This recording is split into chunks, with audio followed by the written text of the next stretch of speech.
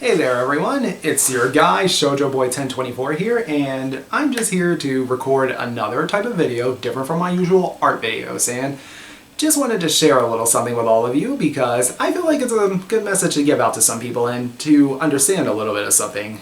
It may be a little similar to my one video I recorded a long time ago where I discussed my experience as being a Buddhist and being part of the Soka Gakkai International, SGI for short, and I just felt like I wanted to share some of this experience with all of you. So this is going to talk about my experience when I dealt with depression a very long time ago, and it was quite the experience and the journey when it all happened. So just to get you, first I just want to say if anyone is suffering from depression or just having some general mental issues and everything, trust me, there is a way to get out of it. It's not easy. It's definitely a huge struggle. You almost feel like the world is out to get you and everything. We've all been there. You're mad and angry at everything, but trust me, there's a silver lining. There's a way to get out of it. My experience with depression started back in 2017 or 18, I believe, where I first started my first job at Petco, where I still work at. I still like working at Petco. I love working with animals. I love being around them, and I have quite the following there at the store that I work at now. I'm even one of their best employees, actually. But I first started out in the grooming salon at my store originally, and at first it was fine because, again, I wanted to be close to the animals, but Petco requires you to learn how to bathe and give dogs haircuts, just to let you know. And I did fine with the bathing, but the haircuts was a huge struggle, so that didn't work out so good. But the whole thing really started is because I was working in a very negative environment, and it really has a bad effect on people. If you're around constant negativity, it is going to hit you in some kind of way or another. You can try to ignore it as much as you can, but it will come back to bite you. I would go into that working environment with a positive, upbeat attitude, but then later at the end of the day, I was just so drained. I was just angry and filled with negativity all the time.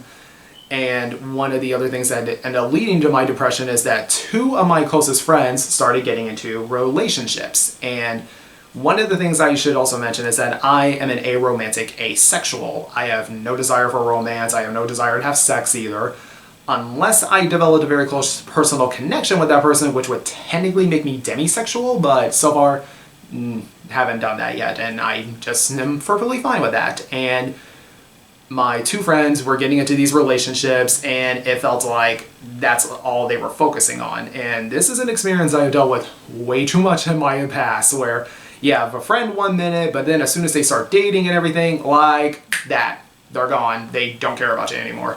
Been through it too many times, and I never want to repeat that experience ever again. And that's what it almost felt like that they were doing, because one of them in particular was constantly bragging over and over and over and over again about how wonderful his relationship was. And if you are going to enter into a relationship, hey, that is perfectly okay. That's fine. But still keep in mind that not everyone's really going to worry about that. I mean, no offense by that, but if you're going to get into a relationship, remember, not everyone really cares. Everyone's got their own problems to worry about. If you're happy and everything, that's fine. But there is still a thing called going overboard, just to remind you of that. Do not go overboard. Never do that. And when my friends were bragging about how wonderful their relationships was, it was like, well, great, but I'm not experiencing any of that. I was telling them how miserable I was at this job, and them going on about how wonderful the relationships was kind of made me feel bad, like, oh, I guess my issue isn't really that big of a deal, even though it really was.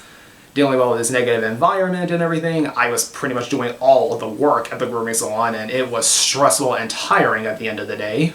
And I've been through a lot of traumas in my life, and at first I just thought it wasn't a big deal, I could just move past it, but no, trauma comes back to haunt you in some ways, and mine were definitely coming back to haunt me, and it was coming at me full blast, and it just felt like it was all over. I felt like I was just in this dark environment. I just didn't care about anything. I was just a huge, sad sack of nothing. And my other closest best friend, who I've known since high school, was even trying to help me open up a bit more because I am an introvert, and he tried to turn me into a bit more of an extrovert. And opening up someone is fine and all, but you don't want to go too far in that direction either, otherwise you'll end up making someone into something that they aren't, and that is basically what happened to me. And trust me, it was not a good experience. It was not pretty. I was not myself ever again. And that's when I went to my Gohanzon, which is the scroll. Sorry, don't know what that was. I went to my Gohanzon. It's a scroll that we in the SGI chant to for peace, for hope, and just to make everything better. So I would go there, and I was literally chanting up to 1 hour and around 30 minutes or so, because that's how much I needed it. And it really helped me feel a little bit better at the end of the day, but I also had to make the conscious decision to get actual help. So I did decide I needed to go to a therapist. I went to therapy, and it definitely helped me cope with all of it better. And now I am in a much better state of mind in a way, and I definitely do not want to experience those traumas ever again. And here's something I just wanted to also throw out there. If anyone is dealing with any form of trauma and everything, or turmoil, etc., again, it doesn't hurt to reach out to someone. Sure, they may not get completely where you are coming from, but you also can't really expect them to totally full-on notice it, because lots of people just don't want to be bothered with that sort of thing, which is also bad on their part as well, because you should still reach out to someone in need of help instead of just ignoring it.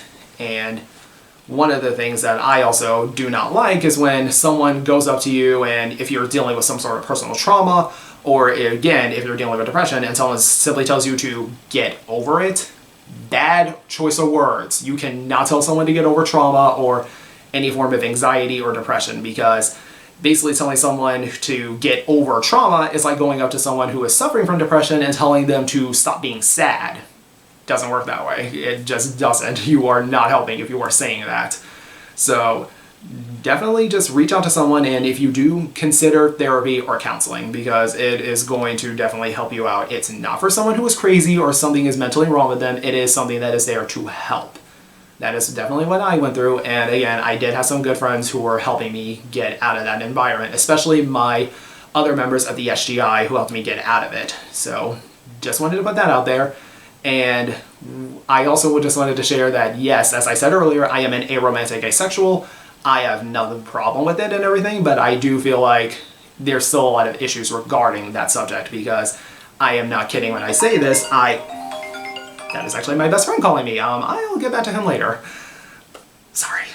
But yeah, so and when it comes to me being an aromantic asexual, I have dealt with lots of ridicule for it, and some people definitely treat me like I am a monster or there's something wrong with me for it, when in reality, it's just as valid as being homosexual, bisexual, etc. And I am not even, again, I'm not joking when I say this, I have even received death threats for that, for me being an aromantic asexual. I am not kidding. It has definitely not been a good thing. I even have gotten ridicule and stuff from other people who were of LGBT. And yeah, it's definitely not a very comfortable environment, and it definitely is a really unfortunate situation when someone is constantly bragging about their relationship and their sex life in a way, because it almost is like they're telling you you're not worth anything and you're not important to them whatsoever, which again is very uncalled for. If you're in a relationship and you're happy, that's fine and all, that's great, but make sure to remember that there are still people in your life who are important. Your friends, your family, etc. They still are important and they still matter to you. They can still give you a form of happiness that your romantic partner probably can't. Just throwing that out there, because some have told me that it's justifiable to be that way, to just throw someone out of their lives and throw them out into the cold like they didn't matter just because you got into a romantic relationship. That's a little harsh and uncalled for, because it's really not that easy for some people. And another type of way to look at this is that if you do get into a romantic relationship, make sure you still find a way to balance it and everything. You can be with your romantic partner, but also still be around other people. There can still be a balance, and you don't have to like overstep certain boundaries or go overboard, okay? There is always a thing called going overboard. And being into, well, again, from a lot of experience I have dealt with, it almost felt like some people were saying I was not important, I meant nothing to them afterwards, and the only times they ever came to me is whenever they had a problem and when they wanted something. So those were some people I had to cut out of my life because I just didn't want to deal with that anymore. But again, I'm in a better state of mind than I used to be back in the day. I still struggle with some things to this day, but I get through it I just get through it in any way I can, thanks to my chanting. I have some of my closest friends still to talk to every now and then because some of them are very busy, as we can all tell. We all get busy. And then there's just also, I do take certain CBD to help with my anxiety to help me get through the day because, yeah, trust me, I am a total mess when I am anxious and I'm about to have an anxiety attack. Yikes, that is always not pretty and not fun. But yeah, just wanted to share some of this with you all and get it out there. And remember to just keep in mind, people, mental health is a very serious thing. It is not something to be glossed over or to be passive about. Do not just say get over it all the time or act like it's no big deal. It is. But yeah, so that's it for now, and hopefully I will have another art video up soon. I have been trying to work on as many as I can, but life keeps me busy and everything. But remember, art is magic. Take care, friends.